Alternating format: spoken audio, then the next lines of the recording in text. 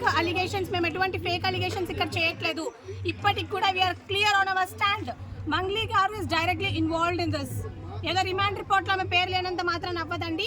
ఇప్పుడు నా పేరు ఉందండి, నా పేరు చెప్పుకొని ఎవడో వచ్చి ఏదో స్కామ్ చేస్తాడు, పైసలు దొప్పుకొని తింటాడు, అప్పుడు నా రెస్పాన్సిబిలిటీ ఉంటుంది కదా. మినిమం ఈరోజు మంగ్లీ గారు పేరు చెప్పుకొని ఇన్ని డబ్బులు తండుకున్నప్పుడు మరి ఆమె రెస్పాన్సిబిలిటీ ఉంటుంది కదా.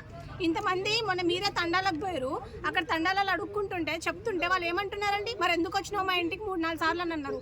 ఇదే శివ చౌహాన్ అంటాడు మా అక్కకి దీనికి సంబంధం లేదు అని చెప్పేసి. ఉందా లేదా అనేది చూస్తున్న ప్రజలందరూ గమనించాలా. నేను ఒకటే రిక్వెస్ట్ చేస్తున్నా, I'm requesting the chief minister of Telangana Revanth Reddy గారు, ఎవరైనా కానివ్వండి, అది మంగ్లీ కానివ్వండి, ఇంకొకటి కానివ్వండి, ఇంకొక కానివ్వండి, ఈ రమావత్ మధు అనే పర్సన్కి అండ్ ఎవరైతే ఇందులో ఇన్వాల్వ్ అయి ఉన్నారో వాళ్ళంతటి ఎమ్మెల్యేలు కానివ్వండి, మినిస్టర్స్ కానివ్వండి, ఎంపీలు కానివ్వండి, ప్రతి ఒక్కరిని లాగాల్సిందిగా కోరుకుంటున్నాము. ఏదైతే 10% ఓట్ బ్యాంక్ ఉందో మా ఎస్టీ ఓట్ బ్యాంక్, అది చాలా చాలా ఇంపార్టెంట్. ఈరోజు గవర్నమెంట్ ఈరోజు కాంగ్రెస్ పార్టీ గద్దెనెక్కిందంటే it's only because of us. ఎందుకన్నా మేము మోసం చేయలేదు అని చెప్పేసి it's part of our job అనుకుంటా అండి. నాకు తెలిసి ఈరోజు మంగ్లీ గారు అంటారు నేను కష్టపడి ఇంత దూరం వచ్చినా అని అంటున్నారు. కష్టం అంటే ఏందమ్మా, ఇది కష్టమా?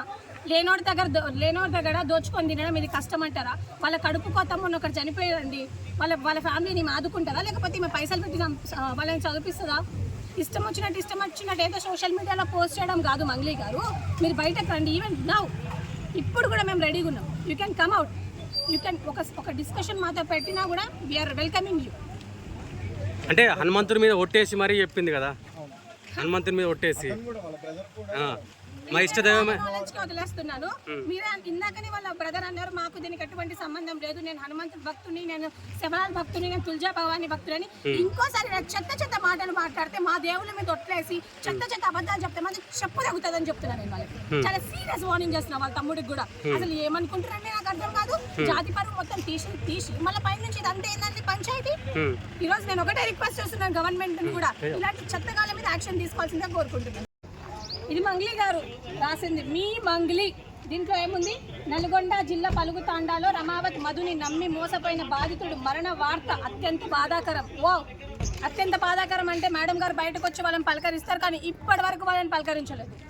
ఒక దుర్మార్గుడు అని తెలియక మాట్లాడిన పాపానికి వాడు పట్టుబట్టి పిలిస్తే నా బ్యాండ్ టీంతో కలిసి కేవలం ఒక పూట భోజనం తిన్న పాపానికి భయంకరమైన క్షోభ అనుభవిస్తున్నాను.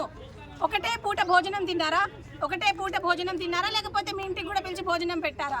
ఎందుకండి ఎవరిని మోసం చేస్తున్నారండి మీరు? నాకు తెలియక అడుగుతాను. ఉన్నోడితో దోచుకుంటే ఏమన్నా అనొచ్చు, కానీ ఇంత పేద బాధితులు ఇదే బంజారాకు సమాజం నుంచి నువ్వు ఇంత పైకి ఎదిగినావు, నీకు ఎట్లా వాళ్ళని మోసం చేయాలనిపిస్తుంది? ఎట్లా వాళ్ళ కడుపు కొట్టాలనిపిస్తుంది? అసలు మనిషివా లేకపోతే అసలు కడుపుకి తిండి తింటున్నారా లేకపోతే ఇంకేమైనా తింటున్నారా మీరు? ఇంకొకటండి, కొందరు కావాలని ప్రజల్ని తప్పుదారి పట్టించేందుకు నా పేరు తీసుకువచ్చారంట. ఎవరండి కొందరు తప్పుదారి పట్టిస్తే నువ్వు ఎందుకు మరి వాళ్ళని వదిలేసినావు? నువ్వు యాక్షన్ తీసుకోవాలి కదా వాళ్ళ మీద, ఎందుకు వదిలేసావు? ఇంకొందరు ఏ ఆధారాలు లేకుండా నా చుట్టూ భయంకరమైన కుట్రలు పన్నుతున్నారు. ఇందాక మీరందరూ వీడియో చూసిరు, మా సంపత్ నాయక్ గారు కూడా చూపించారు మీకు. భయంకరమైన కుట్రలు పన్నుతున్నారంట. భయంకరమైన పనులు చేసింది మీరు, భయంకరమైన కుట్రలు పన్నుతున్నది మేము కాదు. ఈరోజు నేను ఒకటే రిక్వెస్ట్ చేస్తున్నానండి, ఇప్పటికి కూడా ఈ మంగ్లీ కానివ్వండి, Shiva Chauhan, whoever it is, I really don't care for them. ప్రతి ఒక్కరిని నేను ఒకటే రిక్వెస్ట్ చేస్తున్నా, చూస్తున్న ప్రజలకు కూడా ఒకటే రిక్వెస్ట్ చేస్తున్నా, దయచేసి ఇప్పటికైనా మీరు బయటకు వచ్చి బాధితుల పక్షాన ఉండి వాళ్ళ తరపున ఒక అడ్వకేట్ను, ఒక సీనియర్ అడ్వకేట్ని ఎవరినైనా పెట్టండి. లేకపోతే ప్రతి ఒక్క బాధితుడు మీ మీద కంప్లైంట్ డెఫినెట్గా ఇస్తారు. ఎప్పుడు చరిత్రలో లేనటువంటి రియాక్షన్ చూస్తారు మీరు చేసిన పనికి. సో నేను రిక్వెస్ట్ చేస్తున్నాను, I'm requesting all the government agencies and the investigation agencies ఏవైతే ఉన్నాయో ప్రతి ఒక్కరు దీన్ని చాలా సీరియస్ యాక్షన్ తీసుకొని, ఎవరైతే బాధితులు 100-200 కాదండి, 1000 మంది ఉన్నారు, కొన్ని కోట్ల ట్రాన్సాక్షన్ జరిగింది. సో వీటన్నిటి గురించి కూడా బయట పెట్టాల్సిందిగా కోరుకుంటారు. ఇందులో ఎంత పెద్దవాళ్ళు ఉన్నా కూడా వాళ్ళందరినీ బయట డ్రాక్ చేయాలి. ఈరోజు వాళ్ళు ఏదైతే బాధపడుతున్నారో వాళ్ళు బాధపడకుండా వాళ్ళకి 100% న్యాయం జరగాలి. So I'm requesting the current Congress government to take a serious action on this. Thank you.